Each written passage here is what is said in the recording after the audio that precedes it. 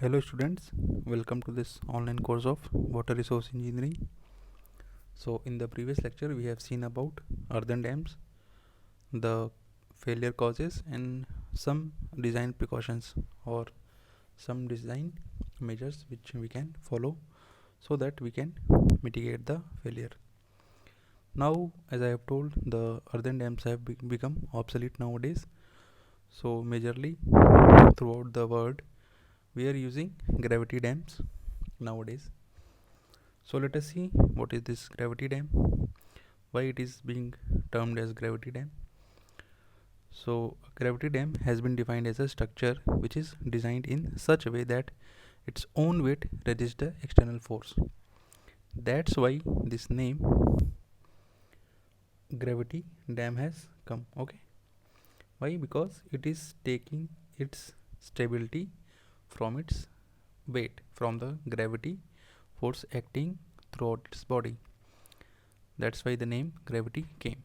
So if an exam question is coming, why gravity dams are termed as gravity dams, then the answer will be because they are resisting the external forces with the help of its weight or gravity force acting throughout the body.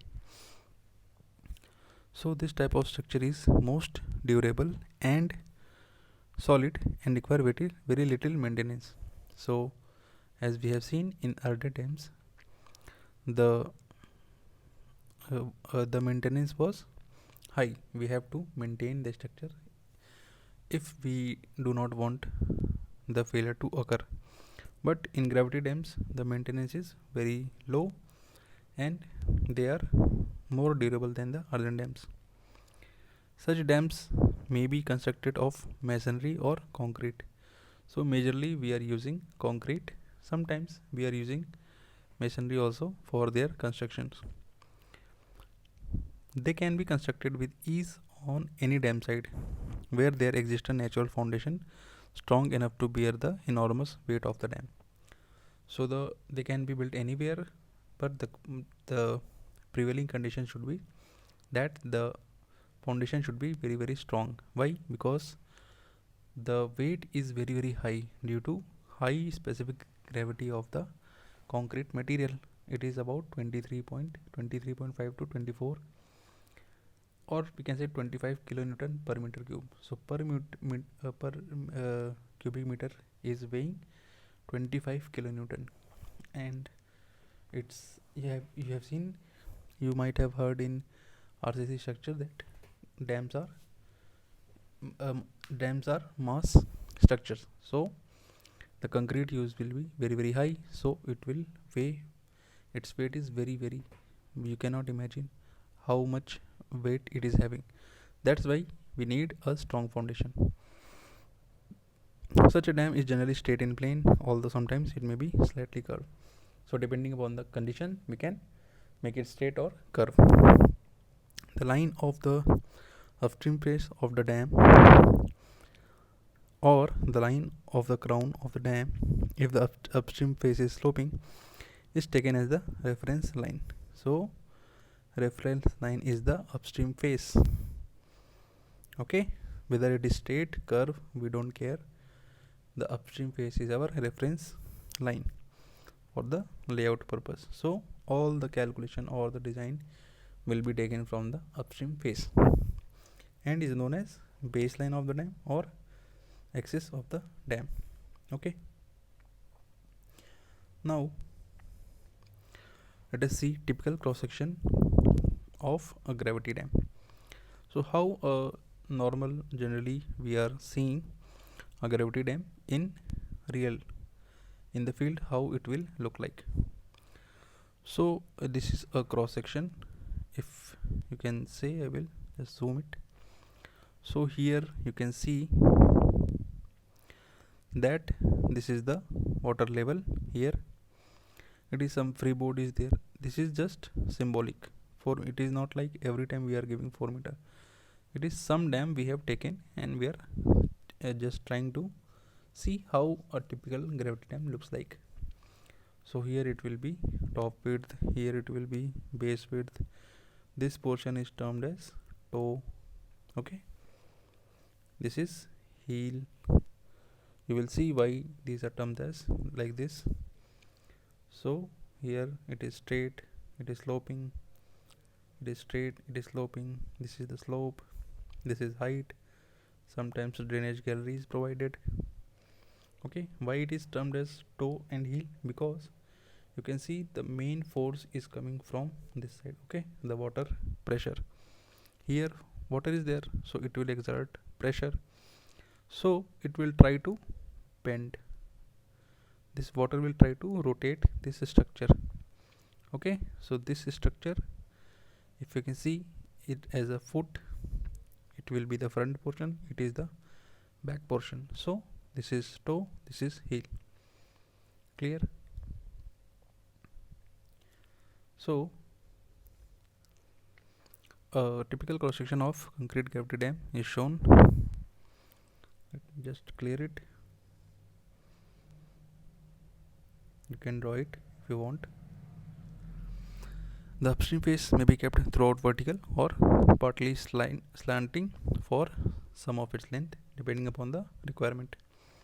A drainage gallery is provided. So as the name is suggesting, it is a some kind of gallery like structure, and for what purpose we are using it? For drainage. If we are providing drainage to, for what purpose we will provide a drainage gallery? So that water can drain. What water was creating? Water was creating uplift pressure, pore pressure. So we are allowing that water to flow. So what is going to happen? That pressure is going to relieved, so the uplift will be less. So a drainage gallery is provided in order to relieve the uplift pressure exerted by the seeping water. So this water, due to this water, this is here also water is there, so it will create some uplift. Okay, so due to this drainage gallery, this uplift will be less. That we will this is in the presence of, in absence of this drainage gallery, this kind of pressure will be there. Okay, but you will see when we are providing drainage gallery, then something like this. So this portion is reduced, so that we are going to see how we have defined, how the standard codes have specified about this the reduction of this pressure. Okay, so let us see what are the forces acting on gravity dam, because for the analysis purpose we must be knowing what are the forces, external, internal, whatever forces are coming to the dam. From that we are going to calculate the maximum stress, and accordingly we are going to design. So the various external forces acting on the gravity dam are: first, water pressure. No doubt, dam is used for storing water, and that water will exert pressure. Uplift pressure, as I have told you, this water will create the water will seep here and it will create upliftment of this dam, so it will term as uplift pressure. Pressure due to earthquake forces, because the weight is very high, we cannot neglect the effect of earthquake. Even if very small amount or a small magnitude of earthquake is there, these dams are very much susceptible to failure. So we have to consider this pressure due to earthquake force also. Silt pressure, as the gradually time is increasing, so slowly what is going to happen, this here silt will get deposit here, so it will start creating some kind of pressure. Wave pressure, what is wave pressure? This water is here, so this is not going to be straight always. If some kind of wave is created, it will apply some different kind of force or pressure. Ice pressure, during winter season the water is going to freeze, and it will create, the volume is changing, that volume change will create some pressure, so that also we have to take care. The stabilizing, so these forces are destabilizing forces, they are disturbing the structure, but the structure is taking stability from its weight. So this weight will be stabilizing the structure. It is the restoring force. Okay, so now let us see one by one what are these forces, how they are going to affect our dam. So first one is water pressure. So water pressure is the major external force acting on such a dam. So because the mostly water is everywhere, other forces can occur, like they are not so frequent, but water is throughout the dam. If what is the purpose of dam? To store water. So water is going to be there throughout the dam design life of the dam. So let us see how this is happening. So this is water, so this will be the so the water will be, this is the hydrostatic pressure, so it will be triangular. The force will be P force is the water force.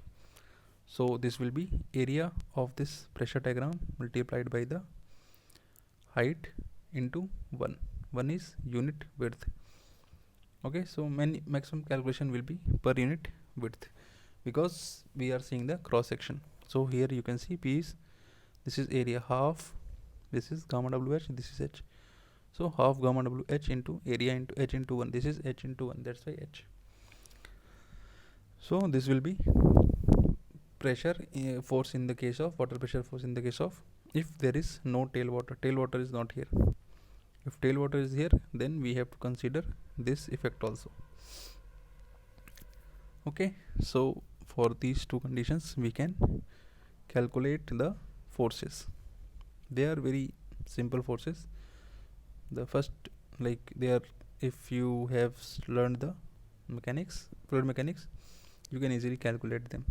These are the most basic form of pressure, fluid pressure. Second is uplift pressure. Why it is coming, let us see. So water seeping through the pores. Okay, pores, cracks, fissures of the foundation material. So it will seep from these things and it will get accumulated at the bottom. Okay, here. So it will start exerting pressure. So this will try to uplift the dam. That's why this name uplift pressure has came. Okay, so then to the bottom, through the joints between the body of the dam and its foundation at its base, exert an uplift pressure on the base of the dam. It is the second major external force. So first major was water pressure, second is uplift pressure, and must be accounted for in all calculation. Such an uplift force virtually reduces the downward weight of the body of the dam and hence act against the dam stability. So let me just show you. So let us see, this is dam, so its weight is W. This W is going to stabilize this dam, but if some force is acting like this, so resultant will be, let us say, U. So now the net weight will be W minus U. So it is reducing this force, that's why it is reducing the stability of the dam. Clear? This thing you will see in more clear way while we will do the problems. Okay, so it is the second most important. Such an uplift force virtually reduces the downward weight. This we have discussed. The amount of uplift is a matter of research, and the present recommendation which are followed, what we are following, the process or the method suggested by USBR, United States Bureau of Reclamation. Okay, so they have suggested some guidelines for the calculation of uplift force or uplift pressure diagram. So if drainage gallery is provided and if drainage gallery is not provided, so these can be the two cases only. Drainage gallery can be present or it can be absent. So if it is not there, so this is that case. Uplift pressure diagram when no drainage gallery is provided. So it will be simply like this. If no tailwater is there, then it will be triangle, not a trapezium. If tailwater is here, some pressure will be there, so that's why it is trapezium. So it is very easy. Now what is going to happen if we have provided drainage gallery? So USBR has given this kind of pressure variation. So here pressure will be same, nothing is going to change. Here also it will be same, but at drainage gallery it will be, the variation is same, but here it will be 1/3 of the difference of these two ordinates. You have to reduce gamma WH dash from gamma WH, and you have to take 1/3 times, and you have to add, we have to calculate this ordinate. Okay, so this will be this plus this thing, so it is 1/3 of the difference between the extreme ordinates. Clear? So this we will solve one problem, then you will get much more clear picture. Okay, now let us see the third force, that is earthquake force. So if the dam to be designed is to be located in a region which is susceptible to earthquake, allowance must be made for the stresses generated by the earthquake. So we have to take care of the earthquake stresses. An earthquake produces waves which are capable of shaking the earth. So you have heard, or you might have felt, you might have felt the earthquake. So it is very huge force. So due to its weight, the gravity dam is very much susceptible to earthquake failures. So earthquake is like shaking of earth only. So you can see the amount of force or energy it is having, it can shake the earth. So our dam is resting on the earth surface, so it can also be shaken by the earthquake, and it can be shaken in every possible direction. So maximum 6 directions are there that you might have heard, you might have learned in your equilibrium of bodies in fluid mechanics. So just go there and check what are those 6 directions.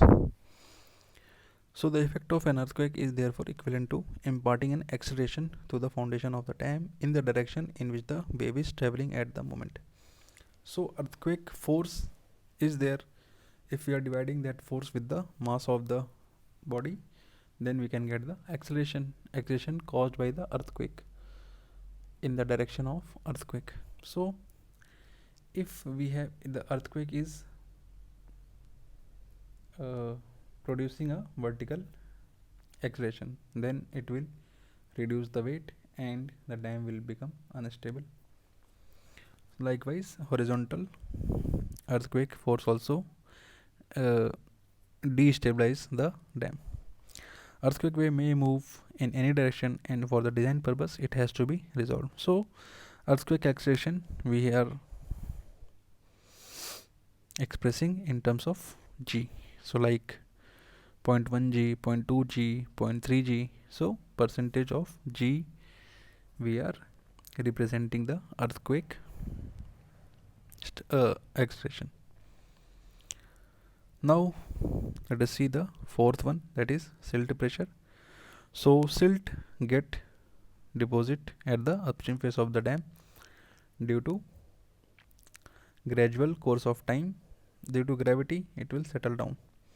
So if h is the height of the silt deposited, then the force exerted by the silt. So let us just see, if this is dam, so let us say here silt is deposited and its height is small h, then the force will be gamma half into gamma submerged, because silt is nothing but soil is submerged into the water. So gamma submerged multiplied by h square into k.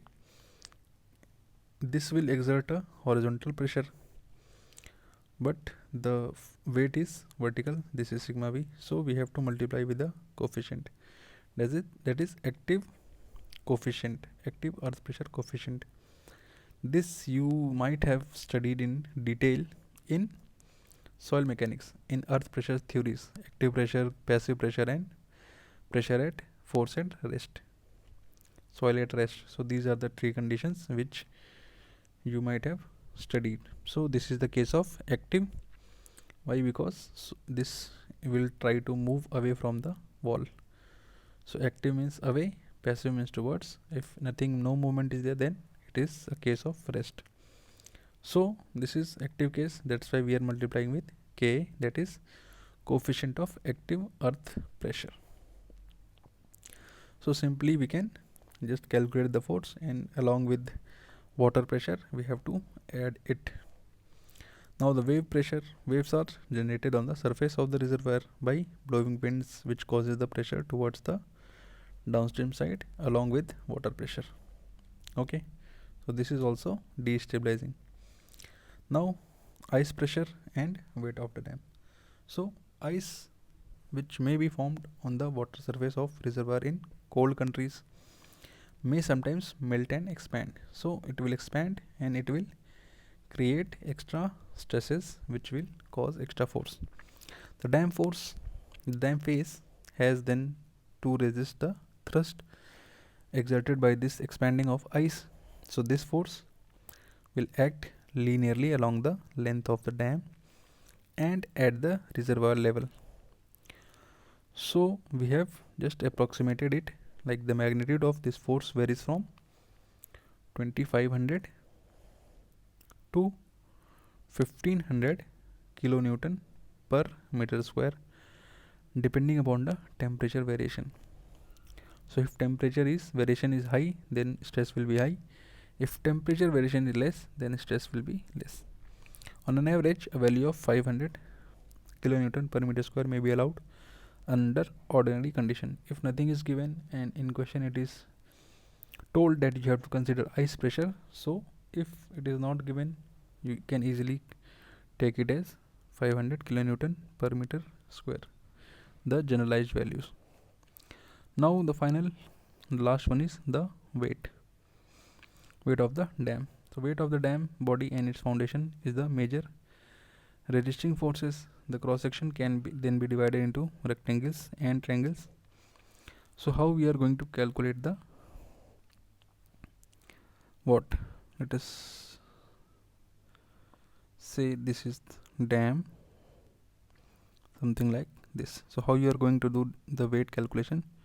So you will be just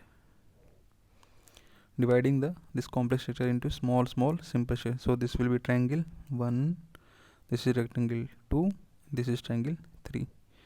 So these are triangles. You can easily calculate the area, multiply with u1 will be the unit volume per unit width of the structure, and then multiply it by gamma c, that is the unit weight of concrete. You will get the weight. So this is all like the forces which may be acting on the gravity dam. So in the next lecture we are going to see the various combinations of the forces which can be seen in the real life, or on the real dam we can see these combinations. So in the next lecture we are going to do so. So this is all for today. Thank you.